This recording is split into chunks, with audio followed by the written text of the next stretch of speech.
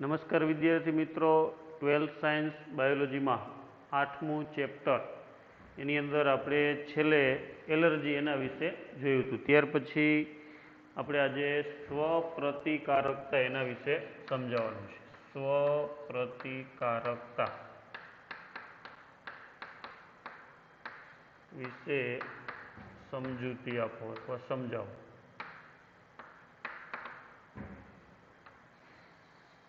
આપણી રોગ પ્રતિકારક શક્તિ અને સ્વપ્રતિકારકતા. હવે ઉચ્ચ કક્ષાના જે પૃષ્ઠવંશી પ્રાણીઓ છે એમાં જે ઉપાર્જિત પ્રતિકારકતા છે, એટલે કે જન્મતાની સાથે જે મળે એ જન્મજાત અને જીવન દરમિયાન જે મેળવવામાં આવે એ ઉપાર્જિત, એ સ્વજાત અને પરજાત વચ્ચેનો ભેદ પારખવાની ક્ષમતા ઉપર આધારિત હોય છે. ઉચ્ચ કક્ષાના પૃષ્ઠવંશી પ્રાણીમાં ઉપાર્જિત પ્રતિકારકતા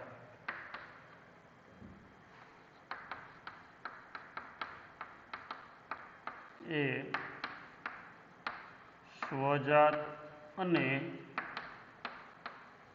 પરજાત વચ્ચેનો ભેદ પારખવાની ક્ષમતા પર આધારિત હોય છે.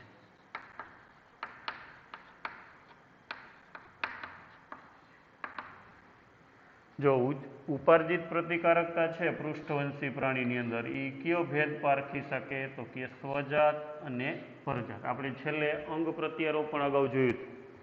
એટલે કે કોઈ બીજી વ્યક્તિનું કોઈ અંગ અથવા કોઈ બીજા અન્ય પ્રાણીનું અંગ જ્યારે જે અંગની જરૂરિયાત હોય એવી વ્યક્તિની અંદર ટ્રાન્સફર કરવામાં આવે અથવા તો અંગનું પ્રત્યારોપણ કરવામાં આવે ત્યારે આપણું પ્રતિકાર તંત્ર શું કરશે?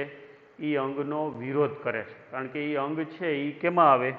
પરજાતમાં. એટલે કે આપણા શરીરનું અવયવ નથી, બીજા કોઈ પ્રાણીનું અવયવ છે, એટલે એ આપણું પ્રતિકાર તંત્ર એનો સ્વીકાર કરશે નહીં. એટલે એ સ્વજાત અને પરજાત વચ્ચેનો ભેદ પારખવાની ક્ષમતા ઉપર જ આપણું પ્રતિકાર તંત્ર છે એ કામ કરતું હોય. જે જન્મ બાદ ઉપાર્જિત પ્રતિકારક શક્તિ આપણે મેળવી છે એ કેના ઉપર કામ કરે તો કે આ સ્વજાત અને પરજાત વચ્ચેનો ભેદ પારખવાની ક્ષમતાઓ. જો કે હજુ સુધી એ સમજી શકાણું નથી કે એ કયા સિદ્ધાંતના આધારે કામ કરે છે. એનો હજુ સુધી એનો આધાર છે એ સમજી શકાણો નથી.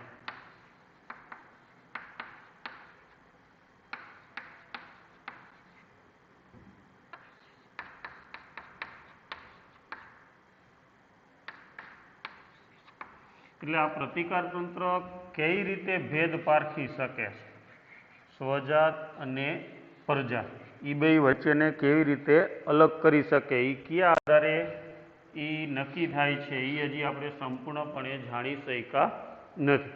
મુખ્ય બે સિદ્ધાંતો આધારિત આ પ્રતિકારકતા કામ કરે છે. એમાં મુખ્ય બે સિદ્ધાંતો છે.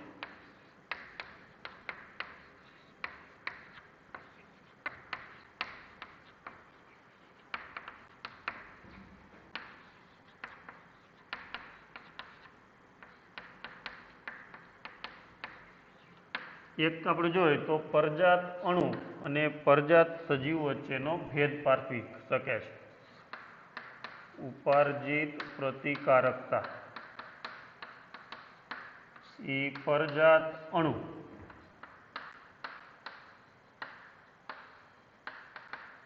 અને પરજાત સજીવ એ બંને વચ્ચેનો ભેદ પારખી શકે છે. શરીરમાં કોઈ બીજું સજીવ દાખલ થાય તો એ પરજાત સજીવ કહેવાય. કોઈ દ્રવ્ય તો એને શું કહેવાય? પરજાત અણુ તરીકે ઓળખવામાં, એને અલગ પાડી શકે છે. અને એના આધારે જ આજે ભેદ પારખી શકે, એના આધારે જ આપણું પ્રતિરક્ષા વિજ્ઞાન છે એ કામ કરે છે. પ્રતિરક્ષા વિજ્ઞાન એ આ સિદ્ધાંતના આધારે આધારે કાર્ય કરે છે.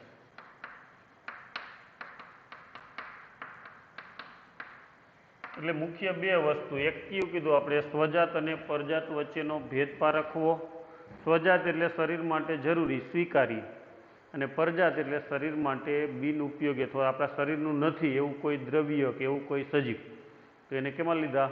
પરજાત. એનો ભેદ પારખી શકે. અને પરજાત અણુ અને પરજાત સજીવ એટલે કે કોઈ દ્રવ્ય હોય અથવા બીજું પરજાત સજીવ હોય એને પણ એ અલગ તારવી શકે છે. કોણ?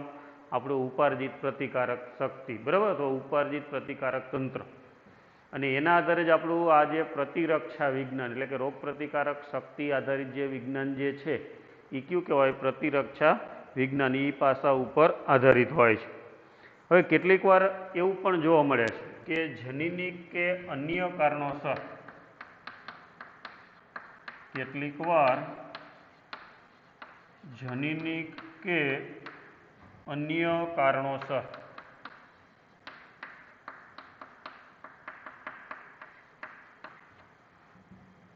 આપણું શરીર કે પ્રતિકાર તંત્ર એ શરીરના કોષો પર જ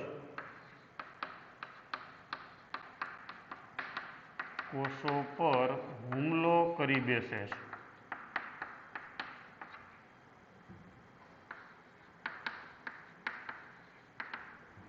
ઘણીવાર શું જોવા મળે? તો કે એમાં ભૂલ થઈ જાય. આપણા પ્રતિકારક તંત્રની અંદર શું થાય? તો કે શરીરના કોષો ઉપર જ હુમલો કરી બેસે. એના કારણે શું થાય? તો કે જેથી શરીરમાં નુકસાન થાય છે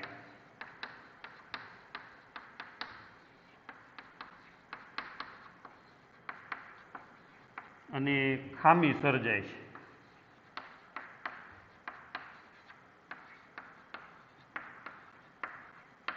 અને આવી જે ખામી સર્જાય છે એને સ્વપ્રતિરક્ષા રોગ તરીકે ઓળખવામાં આવે છે. સ્વપ્રતિરક્ષા રોગ આપણે જોઈએ તો સંધિવા છે, ખાસ કરીને સાંધાનો દુખાવો, એ સંધિવા જે છે એનું એક ઉદાહરણ છે. આ શું કહેવા માગે છે કે આપણું પ્રતિકાર તંત્રના જે કોષો હોય, બરાબર, જે ખાસ કરીને ઉપાર્જિત પ્રતિકારક શક્તિની અંદર, તો એ પ્રતિકારક શક્તિના કોષો કેના ઉપર હુમલો કરે? તો કે બહારથી પ્રવેશતા રોગકારક ઉપર હુમલો કરે અને એ રોગકારકને મારી નાખે. પણ ઘણી વખત એ કોષને ખબર નથી પડતી ને એ શું કરી નાખે? પરજાત દ્રવ્ય કે પરજાત કોષની જગ્યાએ એ શરીરના કોષો ઉપર જ હુમલો કરી બેસે. એટલે કે આપણા શરીરના કોષો ઉપર હુમલો કરવાનો હોય નહીં. તો પ્રતિકાર શક્તિના જે અથવા તો ટી સેલ, બી સેલ એ કેના ઉપર અથવા શ્વેત કણો કેના ઉપર હુમલો કરી નાખે? શરીરના કોઈ અંગના કોષો ઉપર. એટલે એ અંગ ડેમેજ થાય ને એ અંગ ડેમેજ થવાથી શું થશે? કેટલીક બીમારી જોવા મળે. ને એવા રોગને કેવા રોગ કહેવાય? સ્વપ્રતિરક્ષા રોગને. એનું ઉદાહરણ છે સંધિવા, જે સાંધાના દુખાવા આપણે ગોઠણની જોવા મળે તો એ વધારે જોવા મળે. એમાં આપણું પ્રતિકાર તંત્ર છે એ જવાબદાર છે. એ આપણા શરીરના કોષો ઉપર જ હુમલો કરે. આ એવી વાત થઈ કે આપણે ભારત પાકિસ્તાનનું યુદ્ધ થતું હોય અને ભારતના સૈનિકોને કેની સામે લડાઈ કરવાની હોય? પાકિસ્તાનના સૈનિકો સામે. પણ એની જગ્યાએ ઘણી વખત ભારતના સૈનિકો ભારતના જ સૈનિકો ઉપર હુમલો કરવા માંડે તો આપણા શરીરના કોષો જે છે પ્રતિકારક તંત્રના, એ આપણા શરીરના જરૂરી કોષો ઉપર જ હુમલો કરી દે. અને એવા જે રોગો છે એને સ્વપ્રતિરક્ષા રોગ તરીકે ઓળખવામાં આવે છે. બીજી વખત ધ્યાન આપો, સ્વપ્રતિકારકતા વિશે સમજાવો. તો ઉચ્ચ કક્ષાના પૃષ્ઠવંશીમાં ઉપાર્જિત પ્રતિકારકતા જે છે એ સ્વજાત અને પરજાત વચ્ચેનો ભેદ પારખવાની ક્ષમતા ધરાવે. અને બીજો કયો ગુણ હોય? સ્મૃતિનો ગુણ એના ઉપર આધારિત હોય છે. એટલે એક તો યાદ રાખે અને બીજું સ્વજાત અને પરજાત. પણ એ કઈ રીતે પ્રતિકાર તંત્રના કોષો જે છે અથવા આપણી ઉપાર્જિત પ્રતિકારક શક્તિ કઈ રીતે સ્વજાત પરજાતને અલગ કરી શકે એ હજી આપણે સંપૂર્ણપણે જાણી શક્યા નથી. પણ મુખ્ય એક આ સ્વજાત પરજાત વચ્ચે અને બીજું પરજાત સજીવ અને પરજાત અણુ એની વચ્ચે ભેદ પારખી શકે. પરજાત ખરા પણ કોઈ અણુ હોય કે બીજા કોઈ સજીવ હોય એને અલગ કરી શકે. અને આ બે સિદ્ધાંતના આધારે જ આપણું પ્રતિરક્ષા વિજ્ઞાન અથવા રોગ પ્રતિકારક શક્તિનું વિજ્ઞાન છે એ કામ કરે છે. પણ કેટલીક વાર જનીનિક કે બીજા કોઈ કારણોસર શું થાય, આપણું શરીર છે એ શરીરના કોષો ઉપર જ હુમલો કરવા માંડે અને એનાથી શું થશે તો કે શરીરને નુકસાન થાય ને ખામી સર્જાય છે. અને એને શું કહેવાય? સ્વપ્રતિરક્ષા રોગ તરીકે ઓળખવામાં આવે. એવા રોગને સ્વપ્રતિરક્ષા રોગ. એનું કયું ઉદાહરણ છે? સંધિવા. સંધિવા છે એ એક સ્વપ્રતિરક્ષાનો રોગ છે. અથવા અહીંયા સુધી તમારે લખવાનું કે માં સ્વપ્રતિકારકતા. હાલો આટલું બોર્ડમાંથી લખી નાખો ફટાફટ, પછી આપણે આગળ વધી.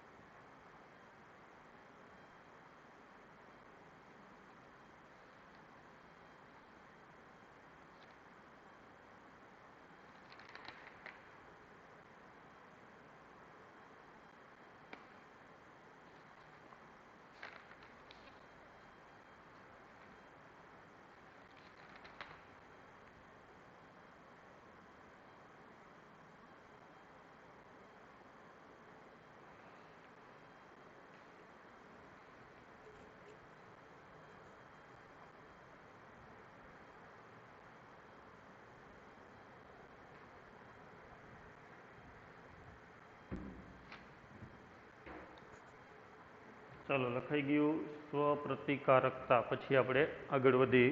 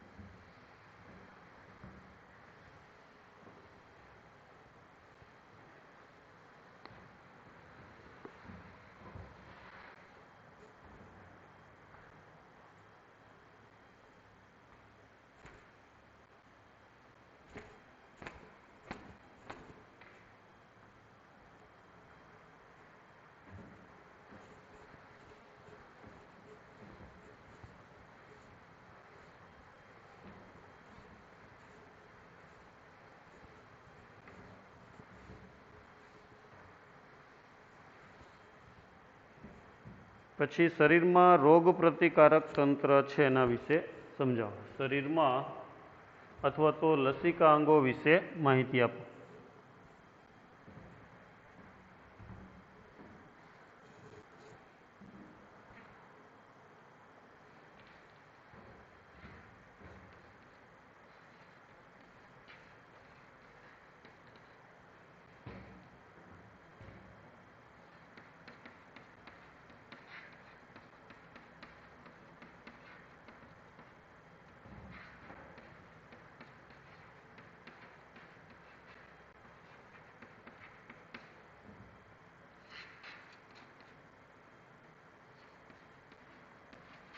સમજાવો લસિકા અંગો.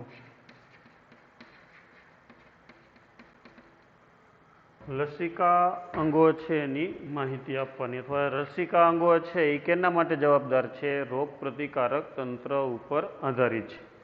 હવે શરીરના રોગ પ્રતિકારક તંત્રની અંદર લસિકા અંગો છે પેશી કોષો અને એન્ટીબોડી છે એનો સમાવેશ થાય છે. જો શરીરના રોગ પ્રતિકારક તંત્રમાં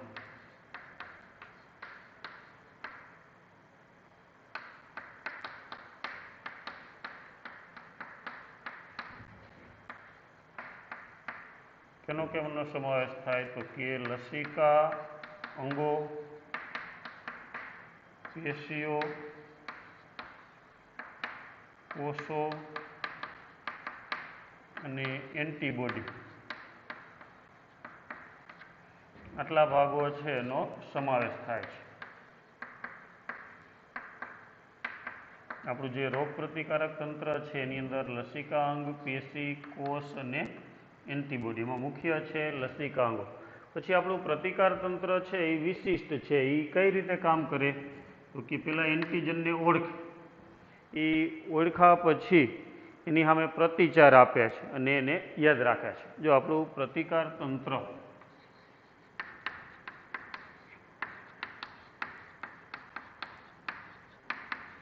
વિશિષ્ટ છે, એ એન્ટીજન અથવા પરજાત દ્રવ્ય છે એને ઓળખે છે. પરજાત એન્ટીજનને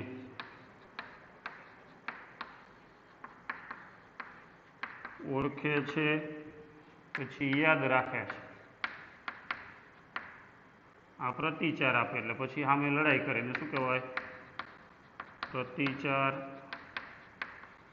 આપે છે ને એને યાદ રાખે છે. પ્રતિકાર તંત્ર કઈ રીતે કામ કરે? દાખલા તરીકે રોગકારક સજીવ દાખલ થતો હોય તો પહેલાં તો એને ઓળખી લે, બરાબર? પછી એની સામે વળતો હુમલો કરે, એ પ્રતિચાર આપ્યો કહેવાય. અને બીજી વાર હુમલો કરે એના માટે એને યાદ પણ રાખી લે. એટલે બીજી વાર હુમલો કરે તો એનો કઈ રીતે પ્રતિચાર કરવો એ, કારણ કે એક વખત આપણને અમુક રોગ થઈ જાય પછી બીજી વખત નથી થતો, કારણ કે આપણું શરીર એને ઓળખી ગયું છે. એટલે પ્રતિચાર પહેલી વખત કરતાં બીજી વખતે કેવો થાય? અનેક ગણો વધારે સારી રીતે થઈ શકે છે. પછી પ્રતિકાર તંત્રની અંદર આપણે જોઈએ તો એલર્જીની પ્રક્રિયા,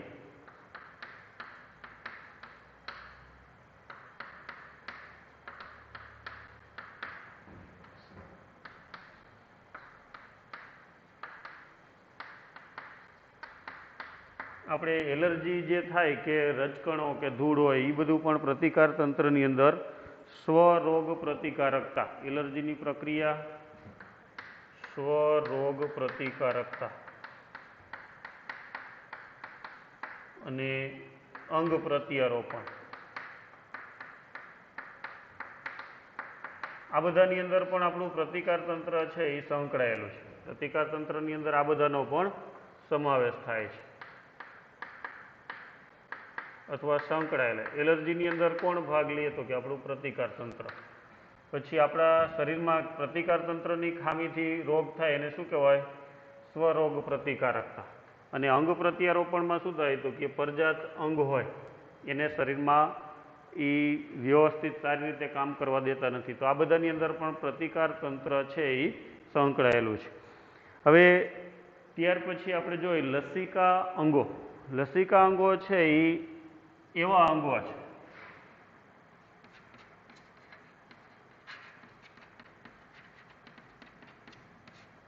લસિકા અંગો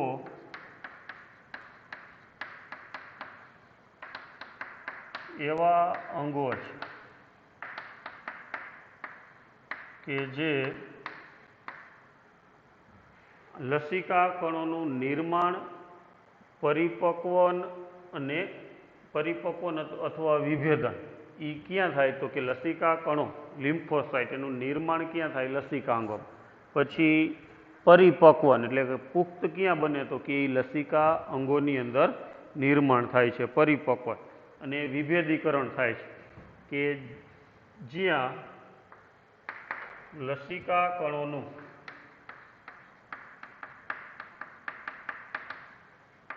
નિર્માણ, પરિપક્વન અને વિભેદન થાય છે.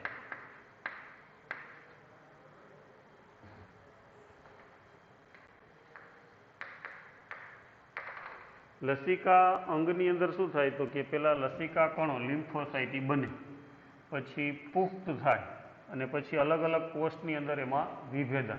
વિભેદન એટલે અલગ અલગ કાર્ય મુજબ એમાં ફેરફાર થયો એને શું કહેવાય? વિભેદન. એટલે કે આ બધું કાર્ય લસિકા કણોનું નિર્માણ, પરિપક્વન અને વિભેદન કેની અંદર થશે? લસિકા અંગોમાં. લસિકા અંગોમાં પાછા બે ભાગ પાડીએ ગયા આપણે, પ્રાથમિક લસિકા અંગો અને દ્વિતીય લસિકા અંગો. જ્યાં લસિકા કણોનું નિર્માણ થાય એ પ્રાથમિક લસિકા અંગો, એમાં થાઇમસ અને અસ્થિમજ્જા. પછી કાંકડા છે, બરોળ છે, આંતરડાની અંદર પેયર્સની ગ્રંથિ છે, એ બધા કેમાં આવશે? દ્વિતીય લસિકા અંગોની અંદર સમાવેશ થાય છે. જો પ્રાથમિક લસિકા અંગો છે એની અંદર બે આવશે, થાઇમસ અને અસ્થિમજ્જા. પ્રાથમિક લસિકા અંગો. પ્રાથમિક લસિકા અંગોમાં થાઇમસ અને અસ્થિમજ્જાનો સમાવેશ થાય છે.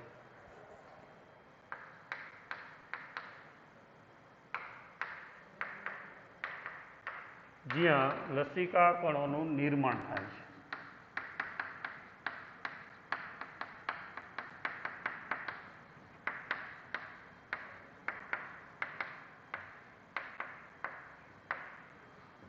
પ્રાથમિક લસિકા અંગો તરીકે કયા બે આવે તો કે થાઇમસ અને બીજું અસ્થિમજ્જા. બરાબર, એ બે પ્રાથમિક લસિકા અંગો. ત્યાં લસિકા કણો છે એનું નિર્માણ થાય છે.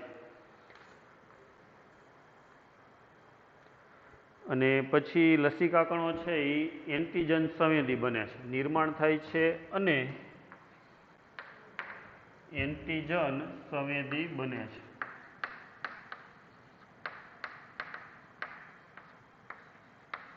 એટલે એન્ટીજનને ઓળખી શકે. અને પછી દ્વિતીય લસિકા અંગો.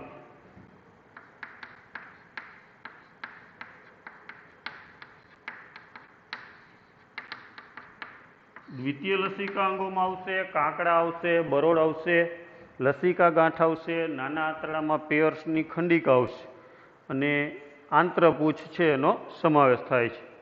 જો દ્વિતીય લસિકા અંગોમાં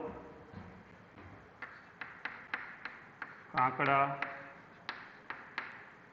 બરોળ, નાના આંતરડામાં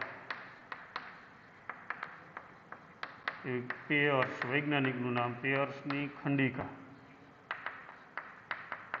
આંત્રપૂછ વગેરેનો સમાવેશ થાય છે. કાંકડા, બરોળ, પેયર્સની ખંડિકા, નાના આંતરડામાં આંત્રપૂછ, લસિકા ગાંઠ, એ બધાનો સમાવેશ કેમાં થાય? લસિકા ગાંઠ. અને આ બધા એવા અંગો છે કે જેમાં લસિકા કણો જે છે એ એન્ટીજન સામે, આમાં જે નિર્માણ ક્યાં થાય લસિકા કણનું તો કે પ્રાથમિક લસિકા અંગો. અહીંયાથી ક્યાં આવે? દ્વિતીય લસિકા અંગો. તો એમાં લસિકા કણો જે છે એને એન્ટીજન સામે પ્રક્રિયા કરવા માટેનું સ્થાન પૂરું પાડે છે. દ્વિતીય લસિકા અંગો છે એ લસિકા કણોને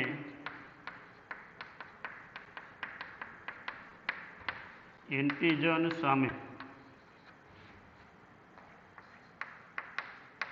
પ્રક્રિયા કરવા માટેનું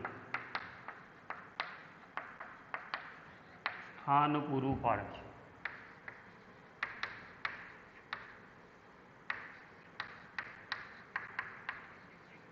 અને અસરકારક રીતે ટૂંકમાં એ કોનો સામનો કરી શકે? એન્ટીજન છે એમનો સામનો કરે છે. એટલે અસરકારક કોષ બને ટૂંકમાં. બીજી વખત ધ્યાન આપો. જો જે લસિકા કણો જે છે એ બને ક્યાં? પ્રાથમિક લસિકા અંગોમાં. અને પછી એન્ટીજન સામે પ્રક્રિયા કરે એ ક્યાં કરે? દ્વિતીય લસિકા અંગોમાં કરે છે. શરીરમાં રોગ પ્રતિકારક તંત્ર વિશે માહિતી આપો અથવા સમજાવો. લસિકા અંગો. શરીરમાં રોગ પ્રતિકારક તંત્રની અંદર લસિકા અંગો, પેશીઓ, કોષો અને એન્ટીબોડીનો સમાવેશ થાય છે. આપણું પ્રતિકાર તંત્ર છે એ વિશિષ્ટ છે, એ પરજાત દ્રવ્ય કે એન્ટીજન જે પરજાત બહારથી રોગ માટે જવાબદાર હોય કે આપણા શરીરનું નથી, એ બધાને શું કહેવાય? પરજાત કહેવાય. એને ઓળખે ને એનો સામે પ્રતિચાર કરે, એટલે કે એનો હુમલો, વળતો હુમલો આપણે કરવાનું કામ એ કરે અને એને યાદ પણ રાખે. એટલે 3 કાર્ય થયા પ્રતિકાર તંત્રને. એક તો ઓળખવાનું કામ, સામે વળતો હુમલો કરવાનું કામ, અને પછી એને યાદ રાખવાનું કામ કેના દ્વારા થાય? આપણા પ્રતિકાર તંત્ર દ્વારા. પછી પ્રતિકાર તંત્રની અંદર અગાઉ આપણે જોઈ ગયા એલર્જીની પ્રક્રિયા છે, સ્વરોગ પ્રતિકારકતા છે, અંગ પ્રત્યારોપણ, એ બધું પણ કેમાં આવે? તો કે આપણા પ્રતિકાર તંત્રની અંદર જ સમાવેશ થાય છે.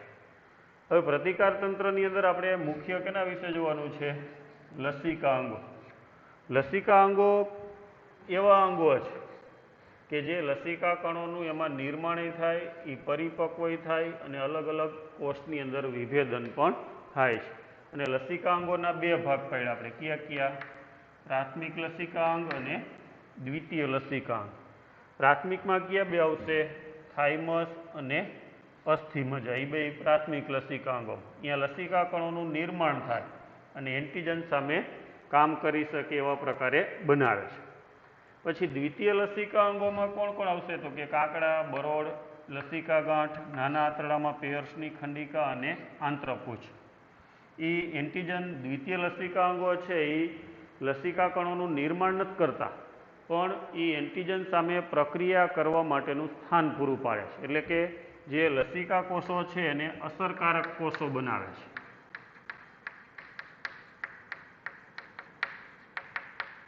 એટલે લસિકા કોષો અહીંયા ટૂંકમાં કાર્ય કરે. કયા અંગોમાં?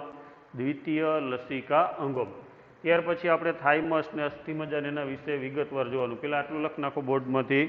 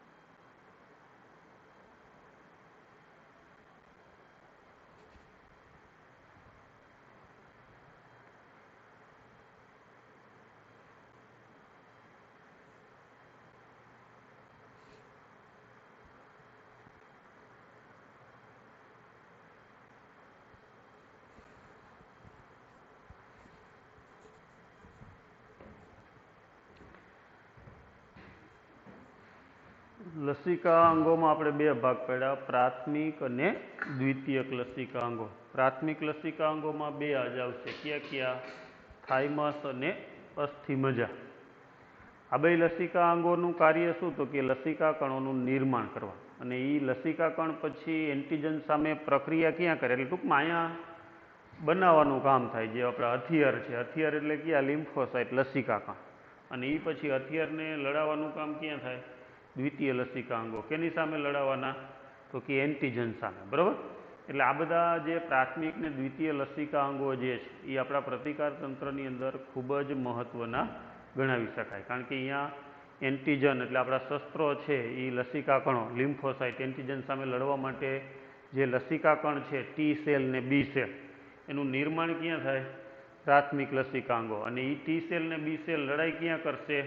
દ્વિતીય લસિકા અંગો. બરાબર? કાંકડા, બરોડ, નાના આંતરડામાં એવી પેયર્સની ખંડિકા, આંત્રપૂછ, લસિકા ગાંઠ. આપણે લસિકા વાહિનીમાં જોયું હતું કે લસિકા વાહિનીમાં અમુક અમુક અંતરે શું જોવા મળે? લસિકા ગાંઠ જોવા મળે. અને એ લસિકા ગાંઠ જે છે એની અંદર જ્યારે લસિકા પસાર થાય ત્યારે એમાં શું એડ થાય? લસિકા કણો છે એ અંદર ઉમેરાય છે. એટલે આપણા શરીરના અગત્યના કોષો છે લિમ્ફોસાઇટ લસિકા ઘણો, અથવા તો એને આપણે ટી સેલ ને બી સેલ એ બે ટી લસિકા કોષ કહેવાય છે, અથવા ટી લિમ્ફોસાઇટ ને બી લિમ્ફોસાઇટ તરીકે ઓળખવામાં આવે છે. તો આપણું પ્રતિકાર તંત્ર છે એની અંદર આ બધા એમાં આપણે મુખ્ય લસિકા અંગો, અને એમાં વિગતવાર આપણે થાઇમસ, અસ્થિમજ્જા, કાંકડા, બરોળ એના વિશે આપણે આગળના લેક્ચરની અંદર જોશું. અહીંયા સુધી વ્યવસ્થિત લખી નાખો એટલે આપણે અહીંયા પૂરું કરી.